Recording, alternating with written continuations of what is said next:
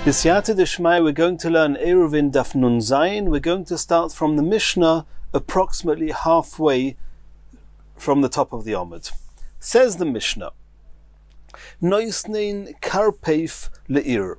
Karpeif is an open area which is wide 70 2/3 amos, and as it happens, that measure comes from, we know that the chotz, or the yard of the Beis Hamikdash, was 100 by 50 amos, which is 5,000 square amos. The square root of 5,000 is approximately 70 2/3 amos, and therefore the Chachomim said that this open area around the city, which is called the Karpeif, is 70 2/3 amos wide. Noisnin Karpeif le'ir divi Reb Meir. Reb Meir holds that we do not measure the tchum of a city from the last houses or the wall of the city. We first give the city an extra Karpeif, 70 2/3 amos, which was a place that they would use for storage, and just a little bit of airspace around the city that was necessary for the city, and they would start counting the 2,000 amos from there. The Chachomim argued with Reb Meir and said, Le omru karpeif elo bein shtei ayoris. When you just had a single city, then it wasn't necessary to give this karpeif. There was plenty airspace, there was plenty expanse around the city. When you have two cities next to each other, then it was necessary to give each city some space.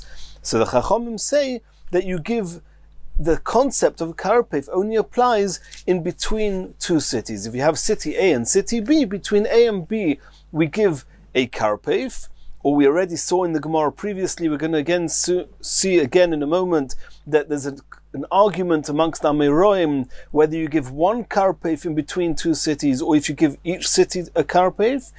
But either way, in between the two cities you give karpeif, and then if the cities are close enough that there's only the karpeif in between them, we consider the two cities as a single city as far as tchum is concerned. So if somebody wants to travel from A towards B and beyond B, we do not count the 2,000 amos from the edge of A. We allow him to continue right through to B, where the distance between A and B is just this karpeif, not more, and then you count the 2,000 amos beyond B. And A and B is considered a single unit, a single town. If there are a karpeif which is 70 2/3 amos for each of the two towns, the area in between the two towns, which means if there's a total of 141 1/3 amos, and then if there's less than that distance, the two cities are considered one. If you have that distance, then it's considered as two cities. Or you say karpeif es shteim liyos echod, that if you have not more than 141 1/3 amos, then the two cities are considered one. Continues the Mishnah, V'chein shloisha kforim hamashuloshim. If you have three villages that are grouped together, Mushulashim means three. It could mean like a triangle, three villages spaced out like the points of a triangle, or it could be Mushulashim, three in a row, one next to the other, and we'll see that in the Gemara. Im yesh bein shnayim achitzonim mea v'arboim v'achas u'shlish. If the distance between the two outer villages is 141 1/3 amos, then also emtsoi es shloshtom liyos echod, then the middle village actually joins, it binds the two outside villages with it to become, so to speak, a single village, a single town, and then they all, as far as tchum is concerned, we measure 2,000 amos all the way around the three, and we do not measure the 2,000 amos from each village independently. And we'll see in the Gemara how this conforms with the beginning of the Mishnah. Says the Gemara, this concept of giving a village a karpeif, some empty space, some airspace around it, where is that derived from the Psukim? Omar Rova, the Omar Kro, it says in the Pasuk, and this is regarding the cities that were dedicated for the Leviim. We learnt about this in the previous daf, that it says, Mikir ho'ir v'chutza, from the wall of the city and outwards. Omra Torah, the Torah said, Tein chutza v'achakarch medoid. Then grant, it says, mikir ha'ir v'chutza. There's something mikir ha'ir from the wall of the city, and then there's something beyond that, chutza, even further out. What is this in between? This area, mikir ha'ir, is this karpef. Omra Torah, tein chutza v'acharkach medoid. Grant an outside area, the karpef, and then measure beyond that chutza, measure beyond that the rest of the tchum, and that's the source that every city is deserving of a karpef. Continues the Gemara. V'chachomim oimrim lo omru v'chulu. The Chachomim said that the rule of a karpef is only ever regarding a separation between two cities, but a single city does not get a karpef, does not get this empty space of 70 2/3 amos. Says the Gemara Itmar, Rav Huna Omar, Rav Huna says, Noisnin karpef lezu v'karpef lezu. The Chachomim who say that in between two cities we give a karpef, according to Rav Huna, we actually give a karpef for each of the two cities. 70 2/3 of amma for each city, which means that the area between two cities can be 141 1/3 amos before they get seen as two separate cities. Chia Barav Omar. Chia Barav argued with Rav Huna and said, Karpef echod l'shneim, that when you have, according to the Chachomim, you only ever give a karpef in between two cities. How much do you give? A single karpef, 70 2/3 amos, and if there's more than that, then the two cities are considered as separate, and each one measures the tchum independently. Continues the Gemara.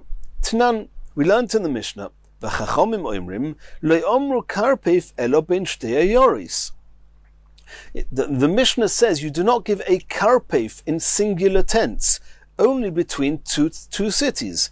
So this would seem, from the fact that karpef is in single term, it would seem tiyufta to Rav Huna, that it refutes what Rav Huna says, that between two cities you give two karpifios. The Mishnah doesn't say lo omru karpifios, that you give two karpifios between the two cities. It just says karpef, one karpef. Says the Gemara, Omalach Rav Huna will answer you, no. It could be you give two. Why do the Chachomim use the term karpef in single tense? My karpef, Torah's karpef. It means the halachas of karpef. When you have two cities, the halachas of karpef apply. What are the halachas of karpef? According to Rav Huna, it's la'olam karpef lezu, karpef lezu. The halacha of karpef, according to Rav Huna, is that each of the two cities receive their own karpef, and therefore if there's not more than 141 1/3 amos in between the two, then the two cities are considered as one. Continues the Gemara, Hochanami mistabra, it's actually probable, like Rav Huna is saying, Midiktani seifa. Since the Mishnah continues after mentioning the Chachomim, it says, Im yesh lezu shivim amma v'shirayim, ulezu shivim amma v'shirayim, if you have a karpef, which is 70 2/3 amos to this city, and 70 2/3 amos to this city, then the Mishnah says, Oise karpef is shteim liyos echod, the karpef merges the two together. So it's almost explicit that there's two karpefs. Im yesh lezu shivim amma v'shirayim ulezu shivim amma v'shirayim oise karpef l'shteim liyos echod. Shma mino, this seems to prove, like Rav Huna said, you give two karpifios.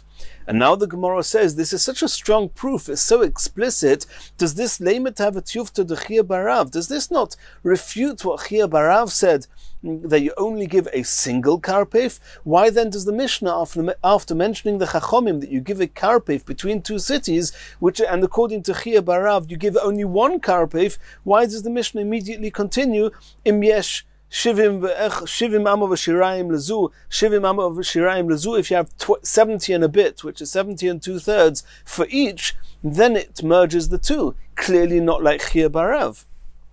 Answers the Gemara, no. Omar lecha Chia Barav, what Chia Barav will actually answer you is that ha mani Reb Meahi.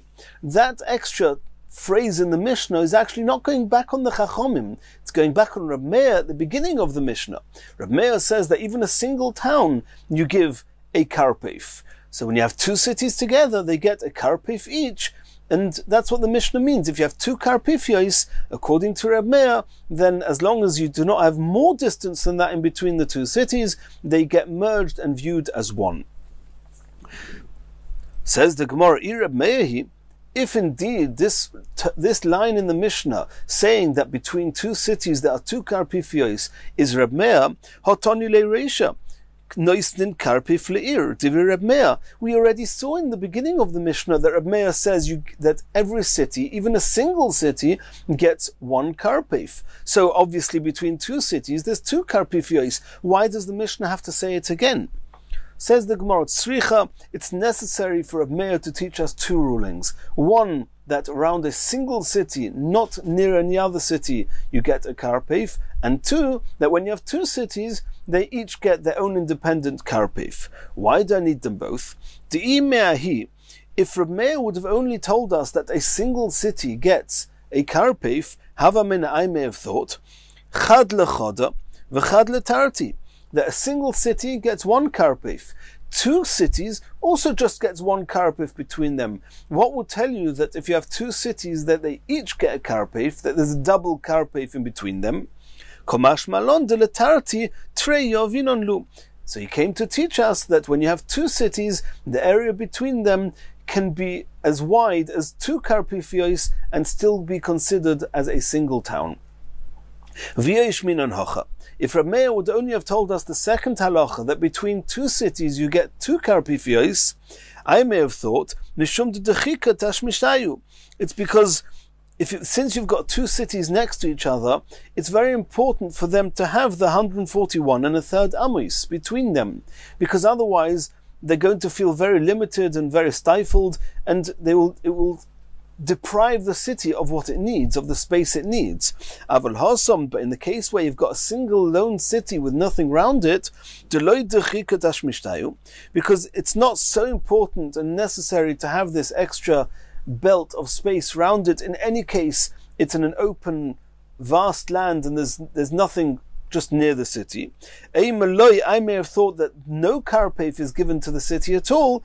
That's why I need Reb Meir to say at the beginning of the Mishnah that even if you have just a single city, you also give it a karpif.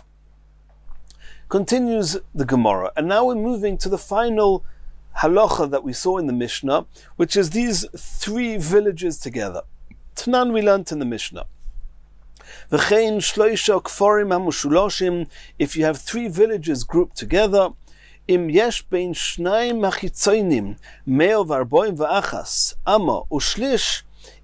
between the two outer ones, if you have A, B, and C, if between A and C you have 141 and a third amos, then the village in the middle of these two, or between A and C, village B, causes it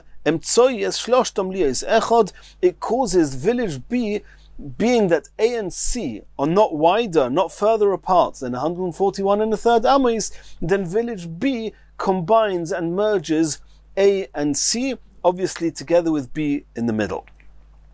Says the Gemara, Tama de'ika emtzoi. At this point we assume that there's three villages in one single row next to each other. In which case, it would seem from the Mishnah, the only reason that we can merge A and B, A and C, and everything in between, is only because there is a B in the middle of it. That means in the middle of the 141 and the third amos, you've got this third village. And that village unites them. In the event that there was 141 and a third amos between A and C, but there was no B here, if it was just those two, loi. In that case, we would not have merged A and C. Tiyufta to Rav Huna, is this not a question against Rav Huna? We saw before, Rav Huna said, according to the Chachamim, that when you have a city that's two cities next to each other, or two villages next to each other, then providing that they are not more than 141 and a third amos apart, then they are combined to make one. And here you see that they are that far apart, and they're only combined because of the third village in between them. According to Rav Huna, that wouldn't be true. According to Chia Barav, who says that between the two villages you only get one karpef, then if you had 141 and a third between the two, they would not be considered one unless there's a village in between, and then the gap between A and B is not more than one karpef, and between B and C is not more than one karpef. But according to Rav Huna, who says that between A and C you can have two karpefios, why do I need B in the middle of it? Says the Gemara, Rav Huna will explain as follows. Did we not learn about this Mishnah? Omar Rabba, Omar of Idi, Omar of Chanina. It was said in the name of Rav Chanina, Loi Mashuloshin Mamash. We're not talking about a row of three villages, one next to the other.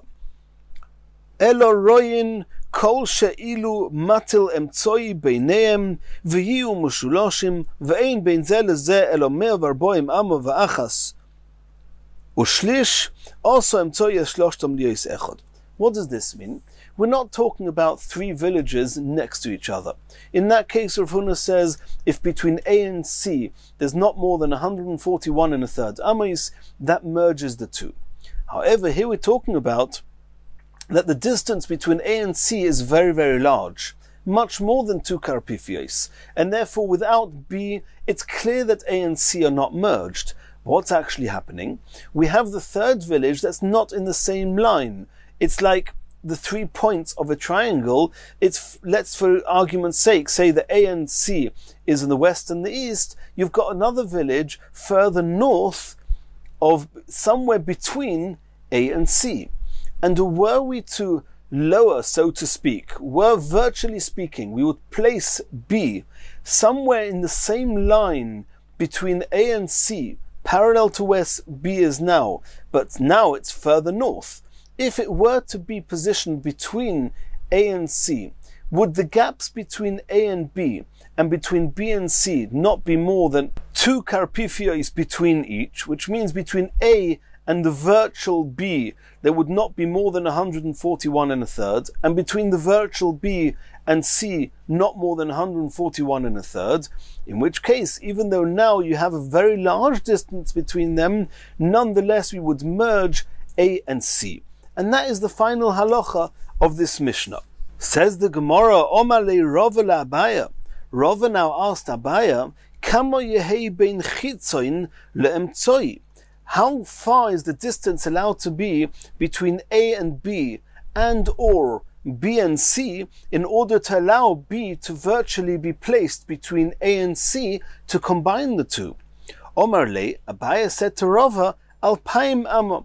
It must be that you can travel from A to B and or from B to C in order to be able to consider B being associated to A and C.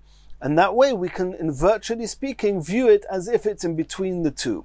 However, if C is further than 2,000 amos from A or C, then you cannot reach B on Shabbos from A or C, and then we would not consider B as being virtually placed between A and C, and since the gap between A and C is more than 141 and a third amos, they would not be merged together. Asks the Gemara, Rav is asking back to Abaya, V'ha'at huda amrus. Did you, Abaya, not say that Kavasei de Rava berei de Rabba bar Rav Huna mistabra, that Rava, the son of Rabba bar Rav Huna, what he says is most likely? And if you remember, we had this Gemara previously when you had a city that was shaped like a bow, and we wanted to discuss where you measure the 2,000 amos from. So we said that you measure not from the homes itself at the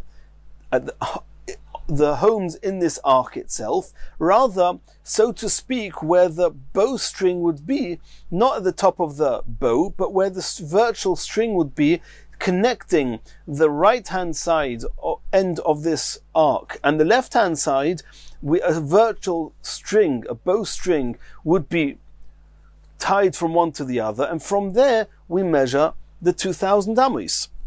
And Rava said that the distance between the top of the arc, the top of the bow, and this bowstring is allowed to be even more than 2,000 amos, and nonetheless will still consider the entire area inside the bow to be, so to speak, inhabited, and then we count the Eruv from this bowstring and down. So Rabbiya said that it's probable, like Rava said, that even if it's more than 2,000 amos from the top of the bow to the bowstring, nonetheless it's still considered a single city, and the whole area is considered as one.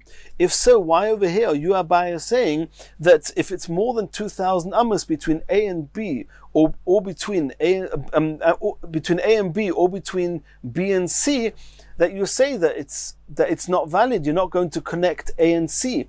Why is A and C not compared to the two ends of the bow, of the arc of the bow, and B is considered like the tip, the highest point of the bow? And there we said it doesn't matter if B is more than 2,000 amos from A or C. Answers the Gemara, Abaya answers, Hoche hashta. I'll explain to you the difference between a city that's built all the way around like a bow, and over here where you do not have a city going all the way around, you just have one village on the east, one village on the west, and the third village somewhere north, way beyond 2,000 amos. There's a fundamental difference between the two. Hasam ikabatim. In the bow-shaped city, you've got homes all the way around, which means you could always find your way round to the homes on either side of the bow without a problem of Eruv, because it's a city, it's a single town, just it happens to be bow-shaped. And therefore, there's always some place that you can find your way from the homes into the area inside the bow. Because we're talking about that the eastern end of the bow and the western end of the bow is not more than 4,000 amos. That was discussed in the Gemara previously. And therefore, even if the distance between the top of the bow and the bowstring is more than 2,000 amos, you can always reach any area within this bow. And therefore, even if it's more than 2,000 amos, it's still considered a single city, as if the whole area is inhabited. But in the case here where you just have three lone villages and nothing connecting them, if you cannot go from A to B or from B to C, then there's nothing connecting A and C, and therefore the villages would be considered independent. Continues the Gemara. Rava said to Abaya, how far is A allowed to be from C for this to work? Answers the Gemara, Abaya says, Kama Yehi, as much as that you want it to be. It doesn't make a difference. My nafka l'chomina. What difference is it? How great the difference is? Kol she'ilu machnisem tzoi beneim. As long as the size of B would fit in between A and C, leaving not more than 141 amos. Ve'ein bein zeh lezeh elo mea v'arboim v'achas u'shlish. If there's not more than 141 and a third amos between A and B, or between B and C, if B would virtually have been positioned between A and C, then that's enough. It doesn't matter how much distance there is between A and C, as long as B being in the center, when it's positioned in between A and C, the gaps are not going to be larger than that. Asks Rava, even if it's 4,000 amos and more between A and C, Abaya said yes. Rav is now asking, that did Rav Huna not say that when you have a bow-shaped town, only if there's less than 4,000 amos between the right-handmost, the eastmost home of the bow, and the west homes of the bow, if between them, that means where the bowstring would be, if it's less than 4,000 amos, moidedim lo min hayeser, only then we measure the tchum from the bowstring, from this virtual line between the two ends of the bow. If, however, there's more than 4,000 amos, which means there's an area between the two ends that you could not reach, neither from the eastern homes or from the western homes, because you can only go 2,000 amos on Shabbos, if there's an area that's not covered on either side, which means the area between them is 4,000 amos or more, then you cannot count the tchum from the bowstring. You have to count the tchum from the bow itself. And we discussed previously whether it's really from the bow, only the sections of the bow where the area between the right and the left is less than 4,000 amos. But either way, we cannot just pull a string, so to speak, between the two ends of the bow and measure from there. So you see from there clearly that if there's 4,000 amos or more between the two ends of the bow, then it's considered as if it's separate, even though there's a whole row of homes going all the way around it. If so, here too with the three villages, if A and C is compared to the two ends of the bow, and B is compared to the top of the bow, to the top of the arc, then why can A and C be more than 4,000 amos, or 4,000 amos and more apart from each other? Why is it different to the halacha Yuruvuna said with the bow-shaped city? So Abaye answers, Omalei Hosam Leka Lemeimer Malei. In a bow-sized city, in a bow-shaped city, you can't say that it's as if the top of the bow is lowered down and placed between the two ends of the bow.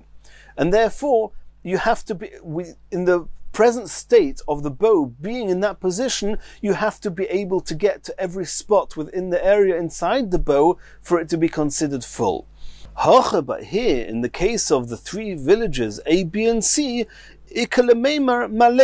one can say that B is, so to speak, viewed as if it's in between A and C, and therefore it doesn't matter how far the distance between A and C is, as long as the distance between A and B, if B were indeed in between A and C, and the distance between B and C is not more than 141 and a third amos.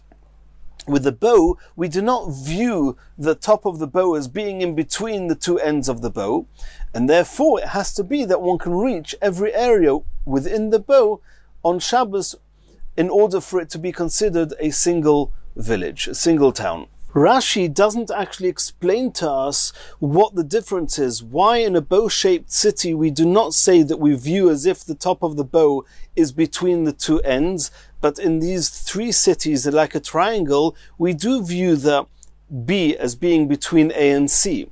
And Tosfos has three explanations. The easier two are the last two explanations of Tosfos. Either that in a typical bow-shaped city, the distance between the two ends of the bow and the top of the bow is more than 2,000 amos. And we saw before that if the B is more than 2,000 amos from A or C, we do not use this concept of viewing it as if it's filling up between A and C. That's one explanation. Another explanation in Tosfos is that a village C that's somewhere between A and B, just further north, you could put B between A and C. However, when you have a whole city going in a whole arc all the way round between the two ends, parallel to A and C, then there's too many people in that city. You could not put the entire population and inhabitants of the whole arcs, the bow-shaped city, in between the two ends. There's just too much. It's not possible. And therefore, in a bow-shaped city, we do not say that we view the top of the bow as being between A and C. And therefore, only in a bow-shaped city, the distance between A and C must not be more than 4,000 amos. However, when you have the three cities that, for the various reasons we mentioned, we could consider and view B as being placed, so to speak, between A and C, therefore, even if A and C are much more than 4,000 amos apart, as long as there's not more than 141 and a third amos between A and the virtual B, and B and the virtual B and C, then it's considered as if A, B, and C are all one. And when traveling from A to C, we measure the tchum from beyond C and not from beyond A. And so too, when you're traveling from C to A, then you start measuring the tchum of 2,000 amos beyond A and not immediately beyond C. Continues the Gemara. And now we're going back to the halacha we saw in the Mishnah, that when you have two cities, as long as they're not more than 141 and a third amos apart, they are considered as being a single city, and one measures the tchum from all the way round the two together. Omar le Rav Safra le Rava. Rav Safra said to Rava, Harei b'nei Akstofoin, the residents of this place called Akstofoin, de mashchinon lehu tchumo mehai gisa de ardashir. When they want to draw their tchum, they measure their tchum, the boundary from them is not from the edge of their city Akistofoin, rather they measure it from a neighboring city called Ardashir. Ubnei tchuma de Ardashir, and the residents of Ardashir, moishchin lo tchuma mehai gisa de Akistofoin. They measure the tchum not from the edge of their city, but from the edge of the neighboring city called Akistofoin. Asks, so that means it's very clear that Akistofoin and Ardashir were considered as a single town in this context. Asks the Gemara, V'ha'ika Diglas, the river called Chidekel, the Diglas River, the Mafseke that separates between Ardashir and Akistofoin, Yaser Mimeo Varboim Achas Ushlish. It's the width of this river is more than 141 1/3 amos. Why then can these two cities be considered as one? The gap is way too big. Answers Rava, Nofak Achvele. Rava went out and he showed Rav Safra, Hanoch Atmoso de Shura. He showed them that there were some sections of the city's walls, the Mivli'i Bediglas Beshivim Amavashiraim, that within the river Diglas there was some of the remains of the walls, and not only these remains, the Mefarshim say it must be those remains could actually be used to dwell in, and with less than 70 2/3 amos from each of the cities, there was another one of these ruins, these remains of the walls. So there was never a gap of more than 70 2/3 amos between the city and one of these walls, and from one of these walls to another one of these walls, and then to the other city.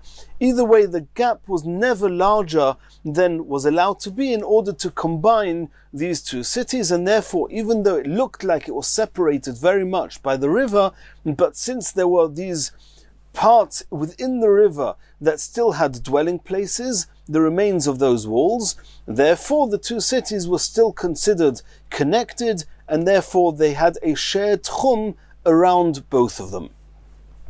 In Yirtzeh Hashem, in the next shir, we're going to continue the next Mishnah.